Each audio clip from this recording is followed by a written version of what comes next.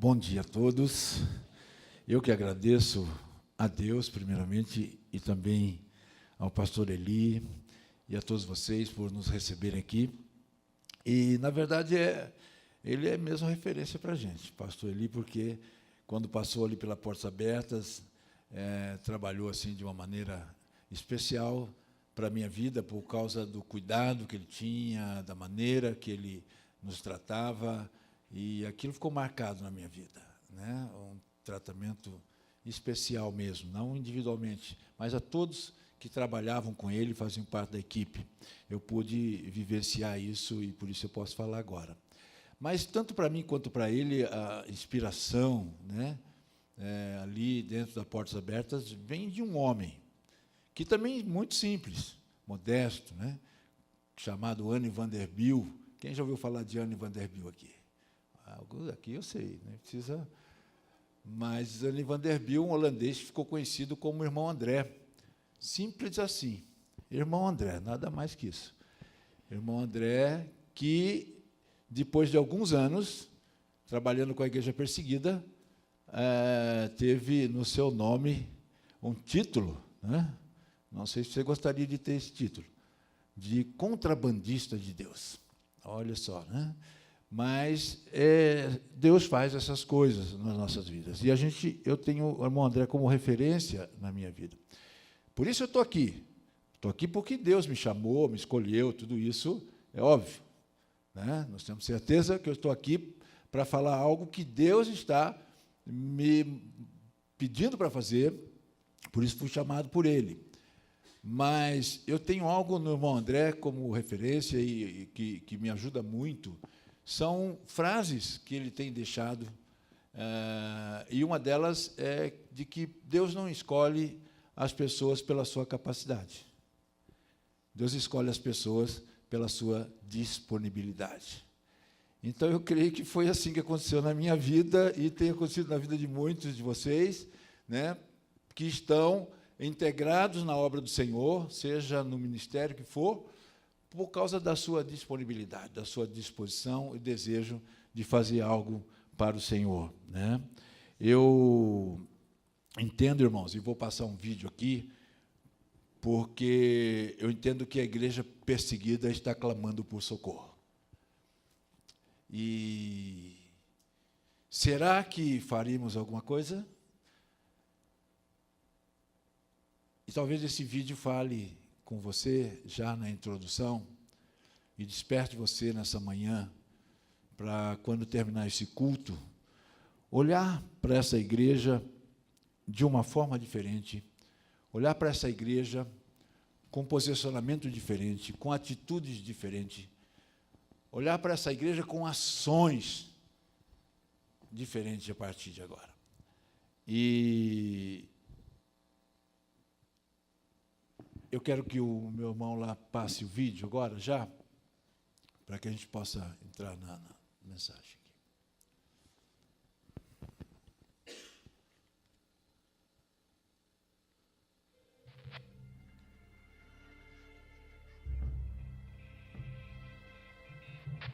O mundo tem visto como jamais viu.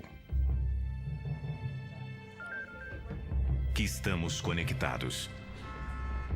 De Nova York a Londres, do Cairo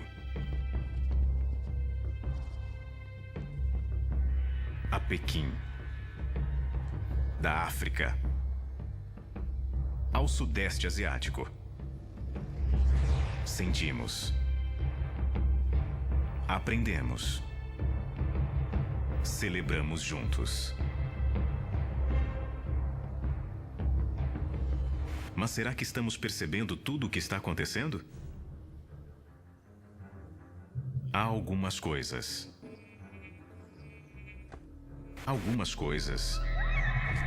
que não querem que vejamos.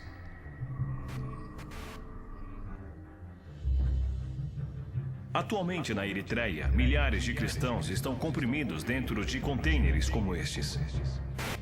No Egito, embora o governo permita que a igreja exista, é ilegal mudar de religião. Líderes de igrejas não registradas continuam a serem presos em muitas províncias.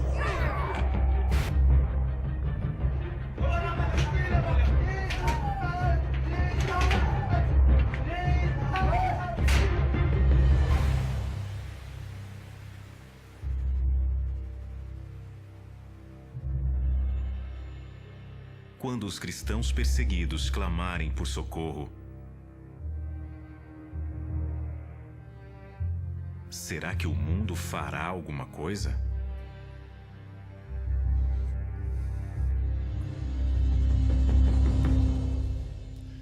Romanos 12:5, Paulo diz que nós, em Cristo Jesus, somos muitos, mas formamos um só corpo. E estamos ligados uns nos outros. E a Bíblia diz que Cristo é a cabeça desse corpo.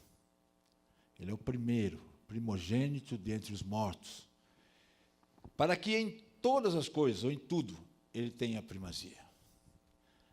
Jesus, ele diz em João 13:35 que para que a gente seja realmente conhecido por todas as pessoas, em todo o mundo, devemos ter, conhecidos como seus discípulos, devemos ter amor uns pelos outros. E a Bíblia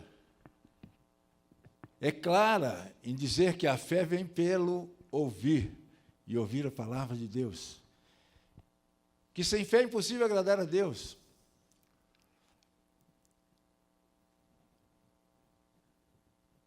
O próprio Jesus disse que nós somos santificados na palavra. Agora, com essa consciência de corpo que somos, sabendo de tudo isso, qual resposta nós daremos ao clamor dos cristãos perseguidos? Será que o mundo fará alguma coisa? Ou será que cabe a nós, Igreja do Senhor, fazermos alguma coisa? Quando se pensa em missões, meus irmãos, eu tenho ouvido muito se falar sobre isso, como Igreja do Senhor, nós temos que pensar em dois mundos. Um mundo em que as pessoas têm tudo para se converter, e elas precisam se converter, necessitam da conversão, mas tem tudo. Que no Brasil, as pessoas têm tudo. Hoje tem culto aqui, mas tem culto em centenas, milhares de igrejas, e as pessoas poderiam estar lá. Tem todas as oportunidades possíveis aqui no Brasil. E a igreja também tem todas as condições possíveis para levar Jesus a essas pessoas. É um mundo em que temos tudo, de ambos os lados. Mas há um mundo em que as pessoas, em algumas situações, não têm nada. Nada é nada. Não tem igrejas, não tem pastores, não tem seminários, não tem Bíblias. E o pior, não tem liberdade para nada disso. E precisam também se converter. Quem é responsável para que essas pessoas conheçam Jesus? Vou citar mais uma frase do irmão André, que é para a gente ficar bem, sair daqui bem conscientizado. Ele disse: se nós não lutarmos pelos nossos irmãos, se não nos levantarmos em favor, para falar em favor daqueles que estão sendo oprimidos, e se não fizermos sacrifícios pessoais para alcançar a todos que nada sabem de Cristo, precisamos rever nosso cristianismo. Talvez seja o momento da igreja brasileira ser despertada, de fato, para essa realidade. De quem ela é, para que ela é, para quem ela é. O que somos nós como igreja? O DIP, como falou o pastor, nós estamos hoje celebrando o DIP aqui. No dia 11 de junho, muitas igrejas no Brasil celebraram o DIP, o Domingo da Igreja Perseguida, e o tema desse ano é Juntos pela África. A África vem vivendo momentos muito difíceis. Agora, eu pesquisei aqui algo sobre a África subsaariana para que a gente possa entender um pouquinho a realidade deles. Dessas 47 nações que formam essa região, e com diversidade de línguas, de povos, uma coisa impressionante lá, difícil. E esses países que formam essas regiões, eles são conhecidos como África subsaariana, mas antes eram conhecidos como África negra, mas tornou pejorativa esta maneira de se falar. Então, vamos nos referir a ela como África subsaariana, que fica ao sul do deserto do Saara. São 47 países, irmãos, que reúnem a África subsaariana. Mas desses 47, entre esses 47 estão os 33 países mais pobres do mundo.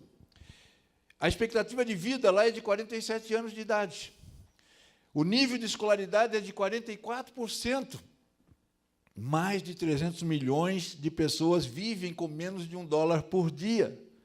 Falta água, alimento, moradia, acesso à educação. É a região mais afetada pelo HIV. São mais de 35 milhões de órfãos na África subsaariana. E 11 milhões pelo fato de seus pais terem adquirido o vírus. E, além disso, de viverem nesse contexto, a igreja existente ali ainda sofre perseguição. Ainda é perseguido. Não tem liberdade. Agora, se imagine vivendo num país desses, como cristão.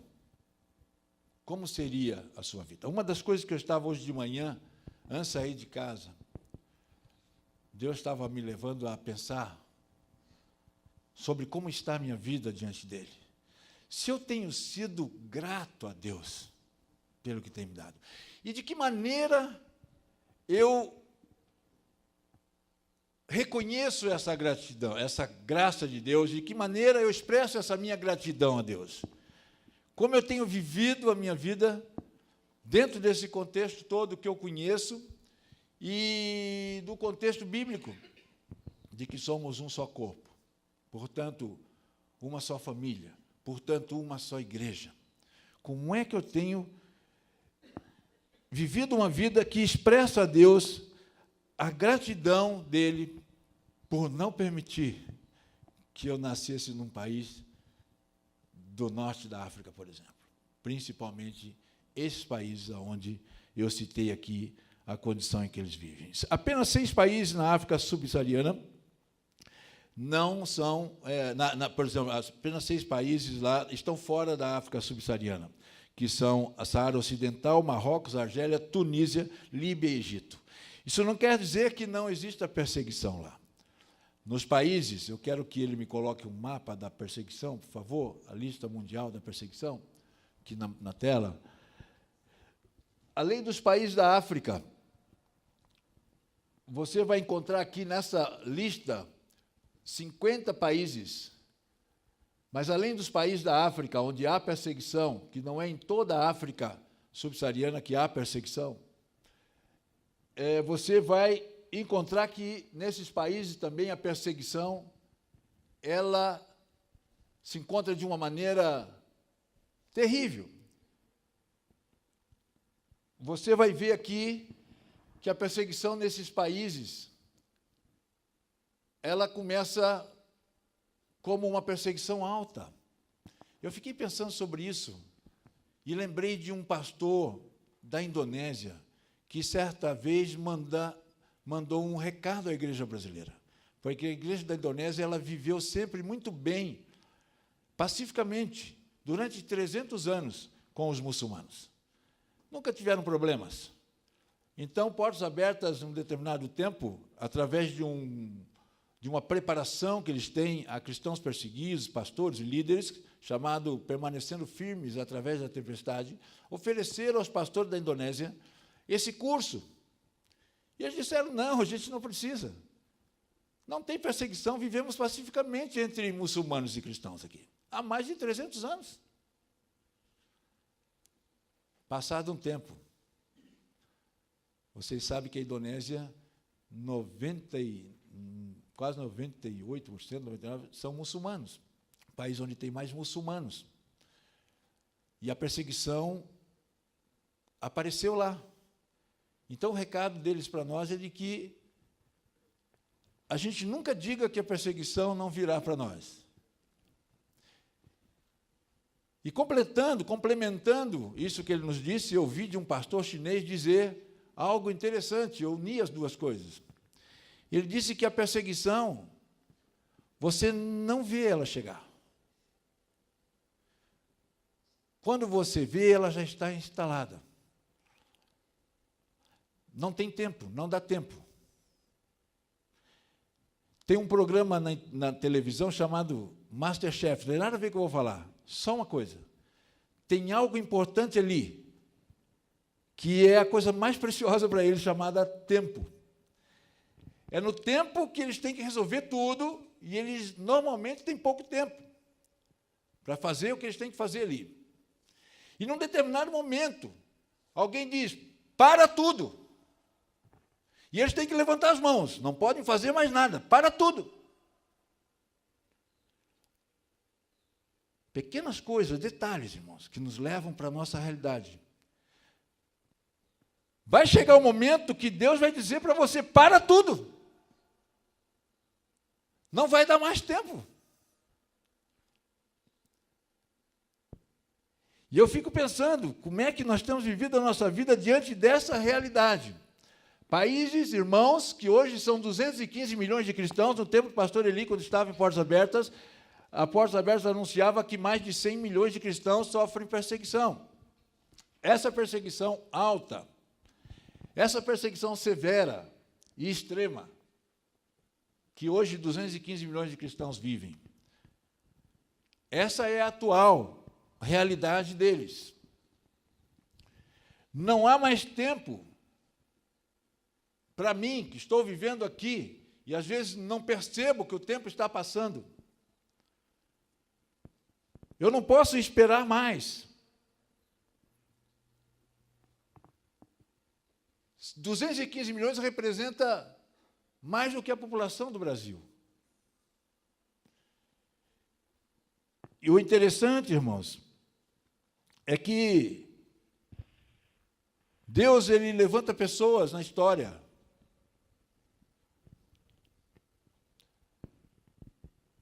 para que a sua igreja possa realizar a sua obra. Não é só para aquela pessoa realizar a obra. É para que toda a igreja realize a obra. Pode passar. E eu estou falando um pouquinho aqui do Ministério Portas Abertas, e vou dar alguns testemunhos rápidos aqui, porque não dá tempo em 50 minutos de falar, 40 de falar o que a gente tem que falar aqui. Então, eu tenho que falar o essencial para vocês, e antes de falar sobre isso, eu quero saber se vocês aqui conhecem. Eu vi uma irmã, quando chegou cedo, que ela conhece Portas Abertas. Falou, poxa, missões, Portas Abertas. Eu vi que ali tem um espírito missionário. Já senti. E eu acredito que a igreja também tem um espírito missionário. Mas eu não sei se você conhece a história da missão Portas Abertas. Todos conhecem. Quem não conhece, levanta a mão.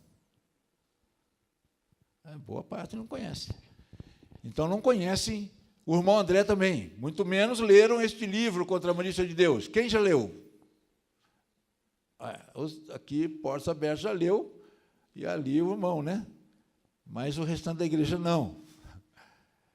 Esse livro conta a história de Anne Vanderbilt, né? Que ficou conhecido como irmão André, o contrabandista de Deus. Vocês estão vendo ele jovem ainda ali.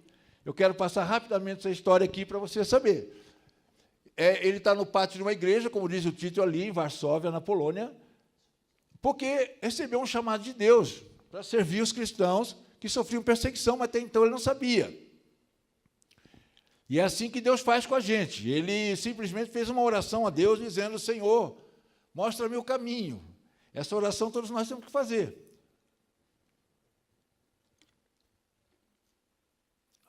Porque Deus está esperando você fazer essa oração. E ele vai mostrar para o irmão André. O irmão André não só disse, Senhor, mostra-me o caminho, mas disse também, se o Senhor mostrar, eu vou obedecer, eu vou seguir. Tem que seguir. Porque nem sempre Deus vai mostrar um caminho muito fácil para nós. E para o irmão André, na época, o caminho eram os países por detrás da cortina de ferro, da antiga União Soviética, os países comunistas da época, socialismo, comunismo estava nascendo com muita força, e esses países do leste europeu, Polônia, Tchecoslováquia, Rússia, os países ali da antiga União Soviética, eles, por meio do comunismo, a igreja começou a sofrer certa perseguição, a retirarem as Bíblias das igrejas, a perseguirem pastores, fecharem as livrarias evangélicas, cristãs. Mas o irmão André recebe um convite para ir para a Polônia, para Varsóvia. E ele ainda não sabia muito bem o que Deus ia fazer com ele, mas ele foi para lá em obediência. Chegando lá, ele viu a juventude muito entusiasmada, ele foi convidado para um festival da juventude comunista, viu esses jovens muito animados, e isso estava acontecendo em várias partes do mundo, não só lá, também na China e muitos outros países comunistas. E ele entendeu. Na mesma hora, olha que interessante quando alguém tem esse relacionamento, e nós vamos falar na mensagem depois, esse relacionamento com a palavra. Quando a palavra é importante para ele, quando ele obedece e segue a palavra. Eu estou dizendo isso porque a grande parte da igreja não segue a palavra, não obedece a palavra, não se guia pela palavra. A Bíblia não dirige a vida dela. E ele entendeu, vendo aqueles jovens, ele falou, eu preciso descobrir a igreja, onde está a igreja de Jesus aqui? Andou várias horas de táxi até encontrar essa pequena igreja aqui em Varsóvia. Ali no templo, ali fora do templo, no pátio, já depois do culto, eu entendo que ele, olhando para o céu, deva estar falando com Deus. Perguntando para Deus, o Senhor me mandou aqui agora, o que eu faço? Por que eu deduzo isso? Porque ele descobriu ali, para sua surpresa, uma igreja totalmente desencorajada. Primeiro, porque não tinham jovens na igreja. Segundo, uma igreja carente da palavra de Deus, de Bíblias. Uma igreja que não tinha Bíblias.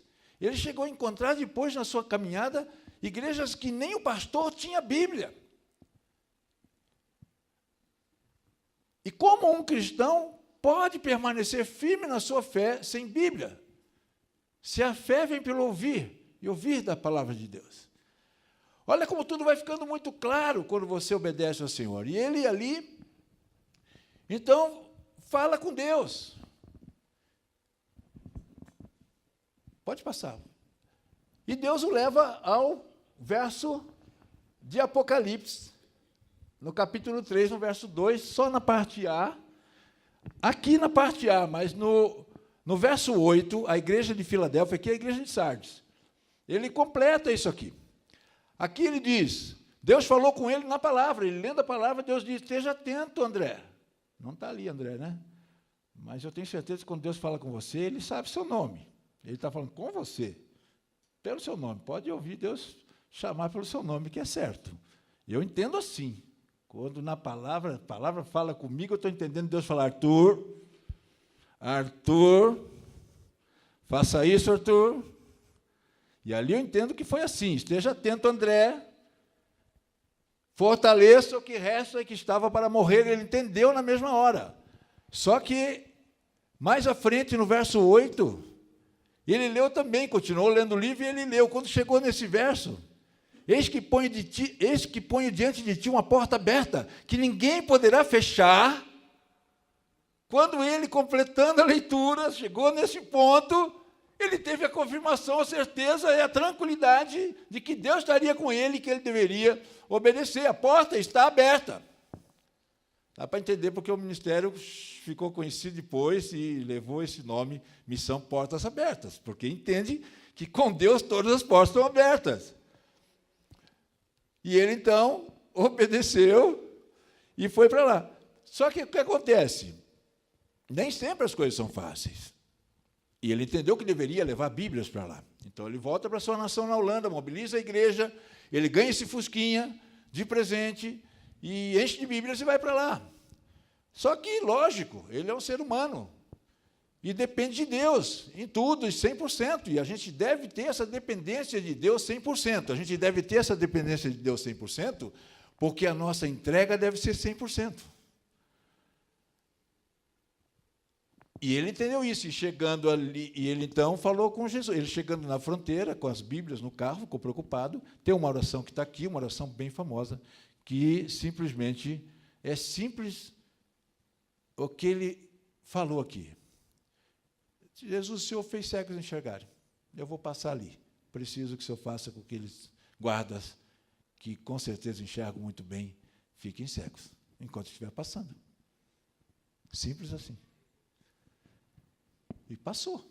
Os guardas revistaram todo o carro, devolveram os seus documentos e disseram: o senhor pode seguir viagem, está tudo em ordem, não há nada errado com o Senhor. Então, esse homem viu o poder de Deus. E ele tem um lema, eu tento usar esse lema. É simplesmente vá, para depois ver como Deus age. Não dá para eu fazer qualquer coisa para Deus se eu ficar esperando antes Deus me trazer o que eu preciso para fazer aquilo. Eu tenho que me dispor, é a disponibilidade. Primeiro eu me disponho, aí eu vou ver Deus agir, porque Deus é o maior interessado. Eu estou aqui nessa manhã porque Deus me trouxe aqui. Se eu estou falando algo para você, é porque Deus quer que eu fale isso para você.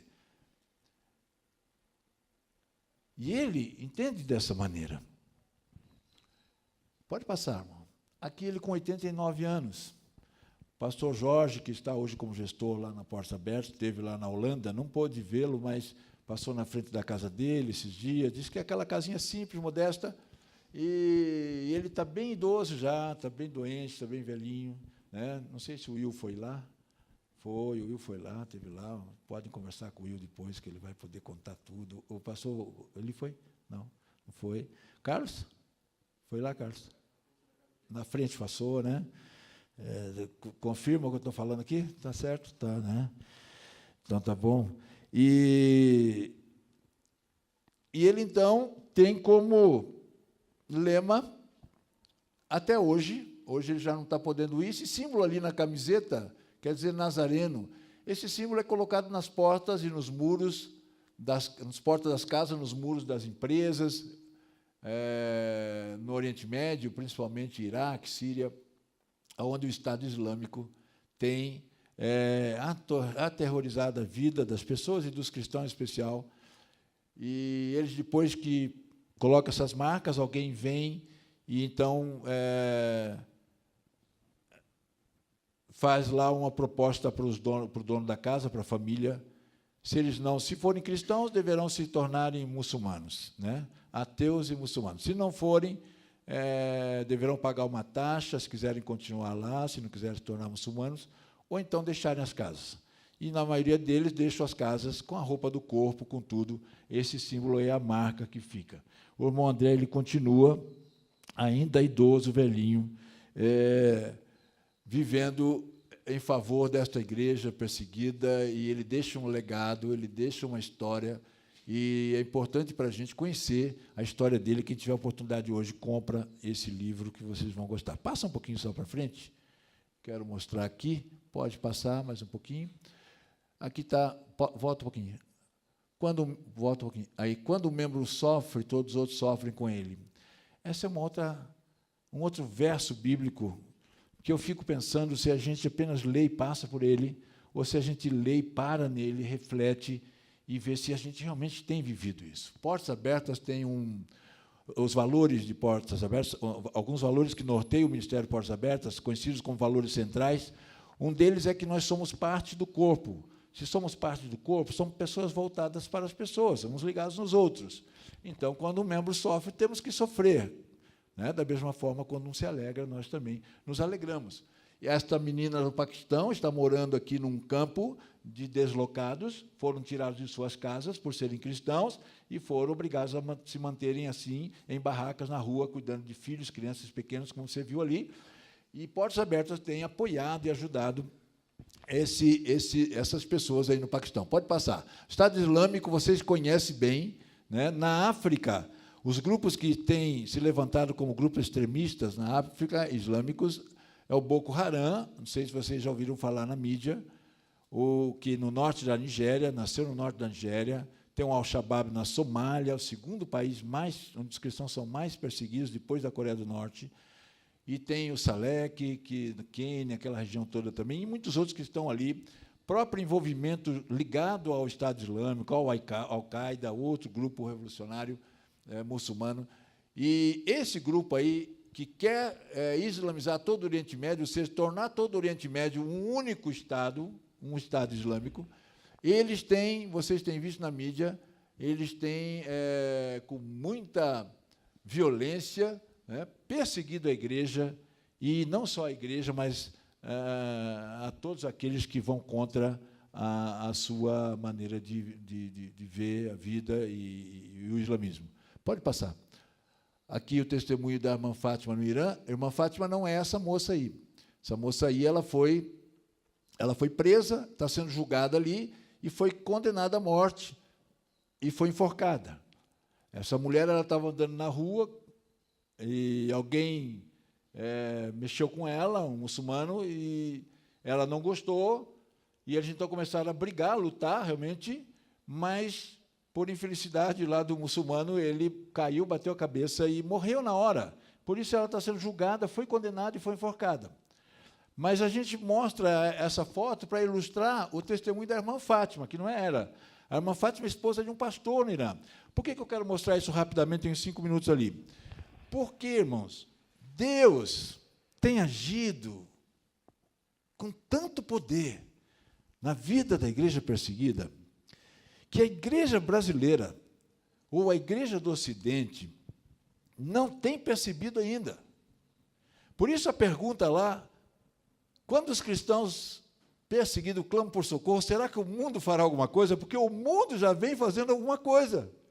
Organizações não governamentais, não cristãs também, outras instituições não cristãs, em favor dos direitos humanos, eles têm lutado em favor dos cristãos, porque estão vendo que eles estão sendo tratados com muita injustiça, e o mundo está vendo isso já. O mundo está vendo, mas Deus também está vendo. E Deus tem agido com poder na vida deles. Olha como que Deus faz as coisas acontecerem nesse contexto. E é para nós vermos isso. Essa moça, não ela, da foto, mas a irmã Fátima, seu marido pastor, havia sido preso por 3 vezes e muito torturado. E todas as vezes que ele era devolvido para sua casa, ele chegava em estado lastimável. Muitos hematomas, todo quebrado.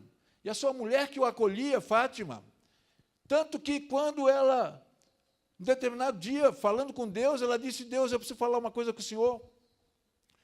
Eu vou até o final com o Senhor, mas com uma condição. Se eu for presa, se o Senhor permitir que eu seja presa, eu vou negar Jesus, porque eu não vou aguentar o sofrimento que eu terei que enfrentar. Eu não vou aguentar o que o meu marido enfrentou. Ele não negou, mas eu vou negar. Depois eu peço perdão ao Senhor, mas eu vou negar. E o que aconteceu algum tempinho depois? A irmã Fátima foi presa. E foi lançada numa cela suja, terrível. Não sei se vocês já ouviram falar das celas nas cadeias do Irã. E ali ela ficou lutando com Deus, falou: Deus, é isso que o Senhor quer mesmo? Tá bom. Então o Senhor já sabe também o que eu vou fazer. Vou negar o Senhor. Não tem como.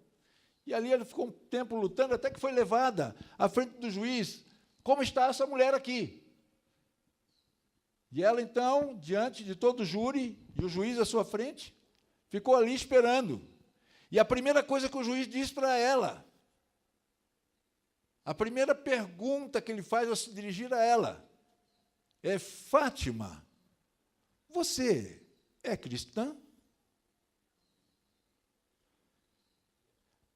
Nesse momento, se você tiver a sensibilidade de perceber as coisas espirituais, nesse momento em que ela ia dizer: não sou cristã, Deus leva a Fátima a pensar em tudo aquilo que ela já tinha vivido no cristianismo, porque ela era cristã, como o seu marido, apesar de todo sofrimento e luta, não negou a Cristo, como ele foi cuidado pelos irmãos, pela família de Deus. E aí Deus vai levando a irmã Fátima a pensar no próprio Jesus, que foi levado à cruz, que sofreu, que foi humilhado, envergonhado, que sofreu morte de cruz, uma dor incrível. E ela pensando em tudo isso, paralisada, ela olha para o juiz e diz: sim, eu sou cristã. Só que nesse momento, Deus não a abandona, não a deixa sozinha. E ela começa a falar para o juiz, ela ganha força diante do tribunal, ganha força, e começa a falar para o juiz como é que ela conheceu a Cristo, como é que foi a vida dela com Cristo, como é que tem sido, e começa a dar testemunho de Jesus para aquele juiz que ficou paralisado, todos ficaram paralisados, e o juiz ficou ouvindo como se estivesse sonhando, e terminando de falar, ela disse para ele: o senhor também deveria ser cristão. E o juiz, então, como se tivesse acordado de um sonho, ele diz: tire essa mulher daqui, já, devolva ela para a cela, não quero mais ela aqui na minha frente, tirem já. Você já está vendo o poder de Deus aí? Ela ia ser julgada, já não está sendo julgada, tirem ela daqui. Olha o poder de Deus, a interferência de Deus, a intervenção de Deus. Passados uns dias, ela foi lançada na cela. Passados uns dias, esse juiz vai até a cela. Manda tirá-la da cela, leva-a lá para uma sala, e lá na sala ele a interroga.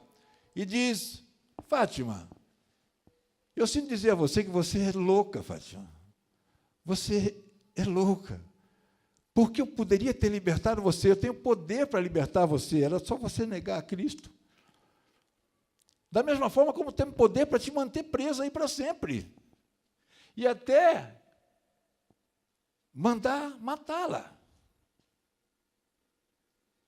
Mas eu vim aqui, Fátima, para fazer um acordo com você. E esse acordo é entre nós. Eu quero que, a partir de amanhã, se você fizer esse acordo comigo, você estará liberta. Eu vou libertá-la.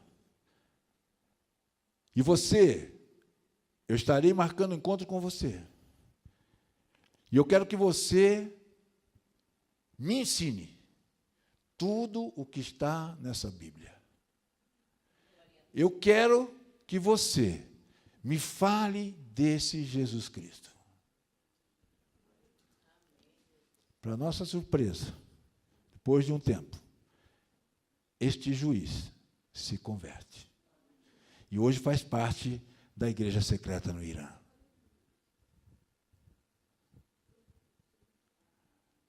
Existem, o Will sabe, o pastor Eli, o Carlos sabem, que existem pessoas do alto escalão do governo iraniano frequentando igrejas secretas no Irã, cristãs.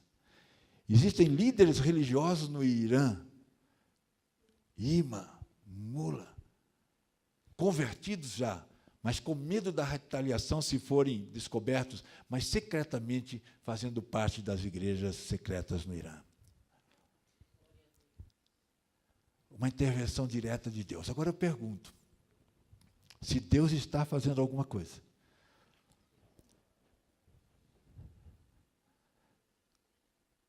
será que o mundo precisa fazer alguma coisa?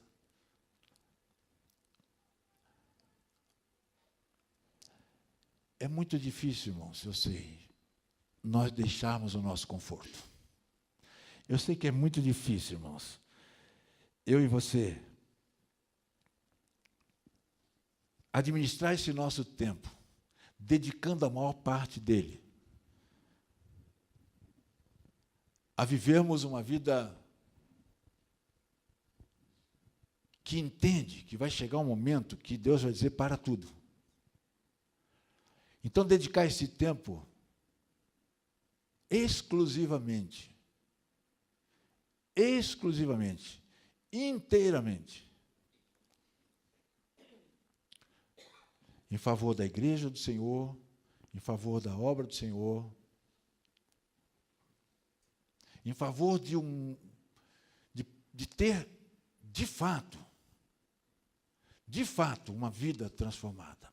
Irmãos, Salmos 32, 1 e 2, diz que feliz é o homem, o bem-aventurado, que tem as suas transgressões perdoadas e os seus pecados apagados. Feliz é o homem a quem o Senhor não atribui culpa e a quem não há dolo ou não há hipocrisia. Eu ouvi um pastor anônimo, e estou encerrando aqui para passarmos para outro tempo, que não vai dar tempo de passar o videozinho ali. Talvez, vamos ver. Ele diz assim, que a igreja não está morrendo onde tem gente morrendo por causa do Evangelho de Jesus. A igreja está morrendo onde tem gente vivendo para si mesma. Eu estou falando dessa forma nesta igreja pela liberdade que eu tenho com o pastor Eli aqui. Mas eu costumo apresentar esse ministério um pouco diferente. Mas hoje eu senti de apresentar dessa forma. Porque eu queria que você entendesse que aquela resposta ao clamor dos cristãos perseguidos é você quem tem que dar. Sou eu que tenho que dar. Amém? Então vamos passar para a segunda parte. Vamos orar, pastor? Senhor, eu te agradeço por estar aqui. O Senhor sabe que não é tão simples. Nós estamos vivendo um tempo no Brasil em que, apesar de toda a crise, estamos tranquilos. De certa forma, estamos tranquilos porque temos o Senhor, temos visto o Senhor nos abençoar, temos visto o Senhor suprir todas as nossas necessidades, temos visto o Senhor enchendo as igrejas, temos visto o Senhor fazer tantas coisas aqui em nosso benefício. Mas não é tão simples assim para mim, Pai. Porque nós temos essa missão de falar à tua igreja de uma forma que possamos trazer uma mensagem de conscientização, uma mensagem que o nosso desejo é que ela resulte no engajamento de todos, no envolvimento de todos com essa obra. Mas eu estou orando porque só o Senhor pode fazer isso. Só o Teu Espírito. Então, nós estamos aqui em obediência ao Senhor, e eu creio que todos aqui. Por isso eu te peço, Pai, em nome de Jesus, que não seja eu, mas o Teu Espírito falando no coração de cada um aqui. Que não seja eu, mas seja o Senhor tocando cada coração.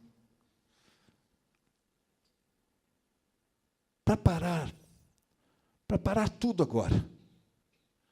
Parar tudo. E ver se não precisa refazer alguma coisa. E ver se não precisa redefinir alguma coisa, repensar com relação à vida que a gente tem aqui. Tem vivido aqui diante do Senhor. Porque o tempo vai passar. E vai chegar um momento que o Senhor vai dizer, para tudo. E que nós possamos apresentar para o Senhor a receita do Senhor para as nossas vidas.